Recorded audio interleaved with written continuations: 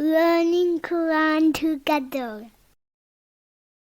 बिस्मिल्लाह अल्हम्दुलिल्लाह वस्सलातु वस्सलामु अला रसूलिल्लाह। सूरह अल-इनआम आयत 19। कुल कह दीजिए, अय्यु शैइन कौन सी चीज़ है, अकबरू शहादतन सबसे बड़ी गवाही में, कुलिल्लाहु कह दीजिए अल्लाह, शहीदुन गवाह है, बैनी व बैनकुम मेरे और तुम्हारे दरमियान। अल्लाह ताला ने अपने नबी सल्लल्लाहु अलैहि वसल्लम को हुक्म दिया है कि आप बयान कर दें। अल्लाह ताला ने हिदायत को वाज़ेह तौर पर बयान कर दिया है। अब इससे बढ़कर किसकी गवाही हो सकती है। अल्लाह ताला खुद सच्चाई को बयान करता है, वो सबसे भले फैसले करता है, उसकी बात के बाद किसी की बात की गुंजाइश नहीं रहती। जब अल्लाह ताला बात करे तो तमाम बातें खत्म हो जाती हैं और मामले का फैसला हो जाता है। अल्लाह ताला ही रसूल और बंदों के दरमियान गवाह हैं कि रसूल बरहक हैं, जो किताब लेकर आए हैं वो सच्ची है। अल्लाह ताला की गवाही कुरान की शक्ल में आ गई है। उसके सिवा किसी को हकीकत का इल्म नहीं और उसके सिवा किसी को जोर हासिल नहीं, इसलिए वही मेरे और तुम्हारे दरमियान गवाह है। व ऊहिया इलैया और वही किया गया मेरी तरफ, हाजल कुरानु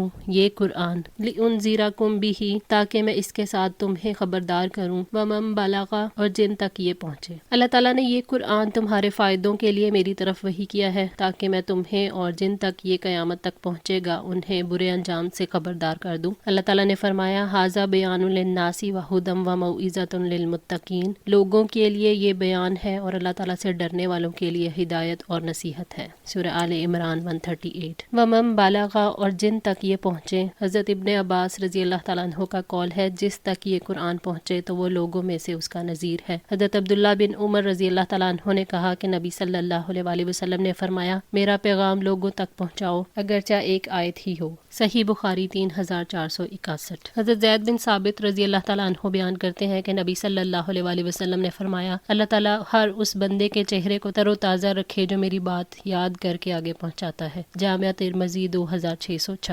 इन्नकुम क्या बेशक तुम लतशहदूना तुम गवाही देते हो, अन्नामा अल्लाही बेशक अल्लाह ताला के साथ, आलिहातन उखरा इलाह है दूसरे, कुल्ला अशहदू आप कह दे मैं तो गवाही नहीं देता। अल्लाह ताला ने अपने नबी सल्लल्लाहु अलैहि वसल्लम को ये हुक्म दिया है कि इन मुशरिकों से जो आपकी नबूवत का इनकार करने वाले हैं और अपने रब के साथ शरीक ठहराने वाले हैं कि क्या तुम गवाही देते हो कि अल्लाह ताला के सिवा और भी माबूद हैं। एक तरफ अल्लाह ताला की गवाही जो जहानों का परवरदिगार है और मखलूक में से सबसे पाकीज़ा हस्ती मोहम्मद सल्लल्लाहु अलैहि वसल्लम की गवाही है। ये सवाल करके साबित किया गया है कि कोई गवाही नहीं दे सकता, लिहाजा खुद गवाही दे दो। अल्लाह ताला एक है और शिर्क जिसमें तुम मुब्तला हो मैं उससे बरीउज़्ज़मा हूँ। कुल इन्नमा हुआ इलाहुं वाहिद आप कह दे वो तो बस एक ही माबूद है। नबी सल्लल्लाहु अलैहि वसल्लम को हुक्म दिया गया कि आप कह दो कि वो वाहिद माबूद है और उसका कोई शरीक नहीं है। व इन्ननी बरीउन और बेशक मैं बरीउज़्ज़मा हूँ, मिम्मा तुशरिकून उससे जो तुम शरीक बनाते हो, यानी तुम जिन बुतों और दीगर खुदाओं को अल्लाह ताला का शरीक ठहराते हो मैं उनसे बरात का इजहार करता हूँ। ये है तौहीद की हकीकत, यानी अल्लाह ताला की वहदानियत का सबात और अल्लाह ताला के सिवा हर एक से उसकी नफ़ी। अल्लज़ीना आतैनाहुमुल किताबा वो लोग जिनको हमने किताब दी है, यअरिफूनहु कमा यअरिफून अबनाअहुम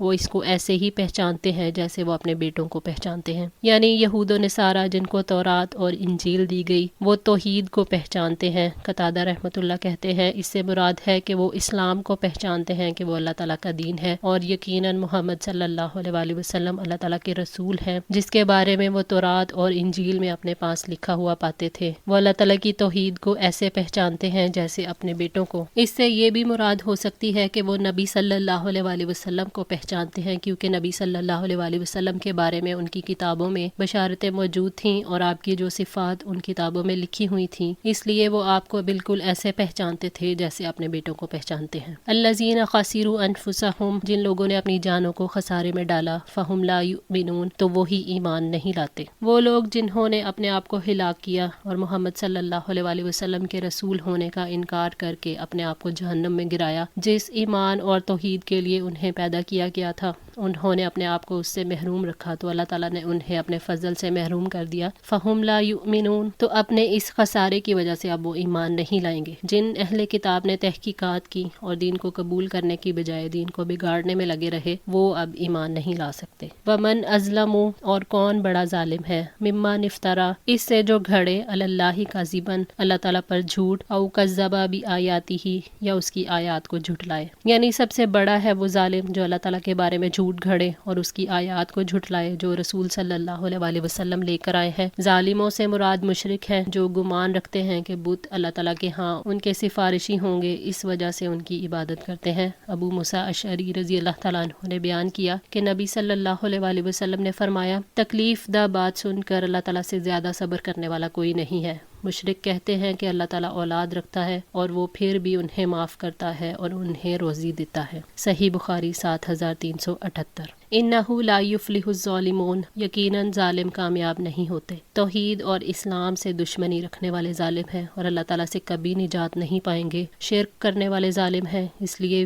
وہ کبھی فلاح نہیں پا سکتے۔ اللہ تعالیٰ کی بڑائی کے مقام پر کسی اور کو فائز کر کے اپنی زندگی، اپنی قوتیں، اپنا وقت اور اپنا مال اللہ تعالیٰ کے سوا دوسری ہستیوں کی عقیدت میں نچھاور کرنا، اور اس کا نتیجہ ہلاکت کے سوا کچھ نہیں ہے۔ نہ وہ وقت کام آئے گا، نہ صلاحیتیں، نہ مال، کیونکہ اللہ تعالیٰ کے سوا اور کوئی صلہ بھی نہیں دے سکتا، اور شرک کر کے انسان اللہ تعالیٰ سے اپنے تعلق کو ختم کر دیتا ہے۔ وَيَوْمَ نَحْشُرُهُمْ جَمِيعًا، اور جس دن ہم سب کو جمع کریں گے۔ اللہ تعالیٰ نے اہل شرک کے انجام کے بارے میں فرمایا ہے کہ مشرکین اور اہل کتاب نہ دنیا میں کامیاب ہوں گے اور نہ اس دن جب ہم انہیں جمع کریں گے، کیونکہ وہ سب ظالم ہیں۔ ثُمَّ نَقُولُ، پھر ہم کہیں گے، لِلَّذِينَ أَشْرَكُوا، ان سے جنہوں نے شرک کیا، أَيْنَ شُرَكَاؤُكُمْ، کہاں ہیں تمہارے شریک، الَّذِينَ كُنتُمْ تَزْعُمُونَ، وہ جن کا تم گمان کیا کرتے تھے۔ قیامت کے دن اللہ تعالیٰ مشرکوں کو جمع کر کے ان کے بتوں کے بارے میں پوچھیں گے کہ تمہارے وہ بت، وہ دیوتا کہاں گئے جنہیں تم اللہ تعالیٰ کا شریک بناتے تھے، جن کے بارے میں تم گمان رکھتے تھے کہ وہ اللہ کے شریک ہیں، جنہیں تم پکارتے تھے اور سمجھتے تھے کہ وہ اللہ تعالیٰ کے ہاں تمہاری شفاعت کریں گے۔ ثم لم تکن، پھر نہیں ہوگا، فتنتہم، عذر ان کا، یعنی حشر کے میدان میں حقیقت کے سامنے آنے کے بعد فتنہ یعنی عذر واضح ہو جائے گا۔ اللہ تعالیٰ کے دربار میں بے بنیاد عقائد ان کے ذہن سے نکل جائیں گے، لیکن نئی مصیبت پیش آئے گی کہ شرک سے انکار جو ہے وہ اب نجات کا باعث نہیں بن سکتا، اس لیے کہ وہ فیصلوں کا دن ہوگا۔ الا ان قالوا، مگر یہ کہ وہ کہیں گے، واللہ ربنا، قسم ہے اللہ ہمارے رب کی، ما کننا مشرکین، ہم مشرک نہیں تھے۔ مشرک عذر کے طور پر جھوٹی قسم کھائیں گے کہ ہم مشرک نہیں تھے۔ حشر کے میدان میں فطرت پر پڑے ہوئے پردے جب ہٹ جائیں گے اور انسان کا شعور اس وقت حقیقت کو پہچان لے گا، تو اس وقت مشرک اپنے ماضی کو بھلا کر اللہ تعالیٰ کی عظمت کا اعتراف کر لیں گے، لیکن یہ کام وہ تب کریں گے جب اس کا اقرار کرنا کوئی فائدہ نہ دے گا، کیونکہ جزائے اعمال کے دن اعتراضات فائدہ نہیں دیں گے۔ انظر، آپ دیکھیں، کیفا کذبوا علی انفسہم، کیسے وہ جھوٹ بولیں گے، کیسے انہوں نے اپنے آپ پر جھوٹ بولا سے مراد یہ ہے کہ حقیقت سامنے آنے کے بعد اب یہ خود اپنے شرک کا انکار کر رہے ہیں۔ دراصل انہوں نے جب اللہ تعالیٰ کے ساتھ کسی کو شریک بنایا تھا تو خود پر جھوٹ بولا تھا۔ اللہ تعالیٰ ان پر حیران ہوتے ہوئے فرماتے ہیں کہ انہوں نے دنیا میں جھوٹ میں اپنی زندگی بسر کی اور آج یہ خود گواہ ہے کہ اللہ تعالیٰ کے ساتھ کوئی شریک نہیں۔ وَضَلَّ عَنْهُمْ، اور گم ہو گئے ان سے، مَا كَانُوا يَفْتَرُونَ، جو وہ گھڑا کرتے تھے، یعنی شرک ان کے ذہن سے مٹ جائے گا۔ حشر کے میدان میں جب فریب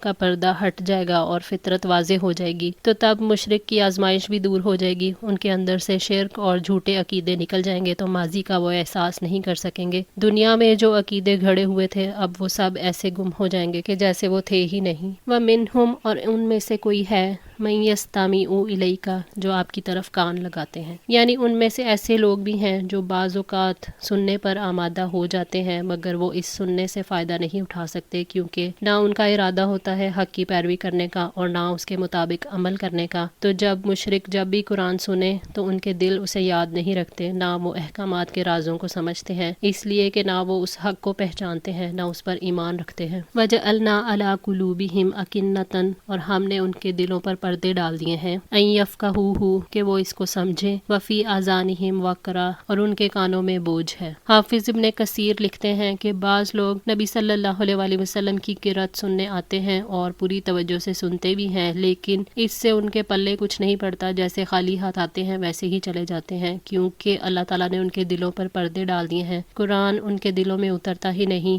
وہ بہرے ہیں، اس لیے سننا ان کے لیے فائدہ مند نہیں ہوتا۔ اللہ تعالیٰ نے فرمایا، وَمَثَلُ الذین کفروا کمثل الذی ینعق بما لا یسمع الا دعاء ونداء صم بکم عمی فہم لا یعقلون، اور ان لوگوں کی مثال جنہوں نے کفر کیا اس شخص کی مثال جیسی ہے جو ان جانوروں کو پکارتا ہے جو پکار اور آواز کے سوا کچھ نہیں سنتے، وہ بہرے ہیں، گونگے ہیں، اندھے ہیں، سو وہ نہیں سمجھتے۔ سورہ البقرہ 171۔ وَإِن يَرَوْا، اور اگر وہ دیکھ لیں، کُلَّ آیاتٍ، تمام نشانیاں، لا یؤمنوا بها، نہیں وہ ایمان لائیں گے اس پر۔ کافر جب کبھی معجزے دیکھتے ہیں تو بھی ایمان نہیں لاتے، وہ حق کو ثابت کرنے والے کھلے دلائل کو نہ مانتے ہیں نہ ان کی تصدیق کرتے ہیں، جیسے کہ اللہ نے فرمایا وَلَوْ عَلِمَ اللَّهُ فِيهِمْ خَيْرًا لِأَسْمَعَهُمْ وَلَوْ أَسْمَعُهُمْ لَتَوَلَّوْا وَهُمْ مُعْرِضُونَ، اور اگر اللہ تعالیٰ ان میں کوئی بھلائی جانتا تو وہ ضرور انہیں سنواتا، اور اگر وہ انہیں سنوا دیتا تو بھی وہ ضرور منہ پھیر جاتے اس حال میں کہ وہ بے رخی کرنے والے ہوتے۔ سورہ انفال آیت 23۔ حتیٰ اذا جاؤک،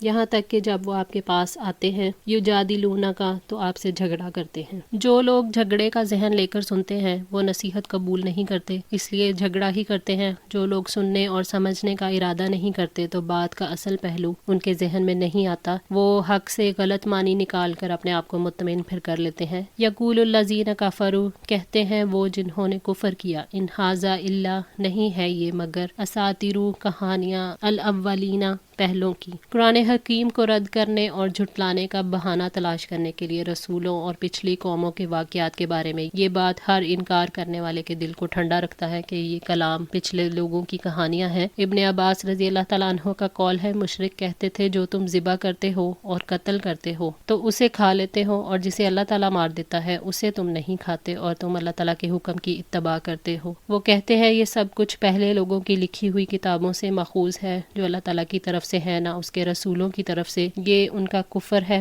ورنہ اس کتاب کو پہلے لوگوں کی کہانیاں کیسے کہا جا سکتا ہے جو گزرے ہوئے اور آنے والے لوگوں، انبیاء اور مرسلین کے لائے ہوئے حق اور عدل و انصاف پر مشتمل ہے۔ آج کے لیے اتنا ہی۔ دعا ہے اللہ تعالیٰ ہماری اس کوشش کو قبول فرمائے، ہماری غلطیوں کوتاہیوں کو معاف فرما کر ہماری اصلاح فرمائے۔ جزاکم اللہ خیر، والسلام علیکم ورحمۃ اللہ وبرکاتہ۔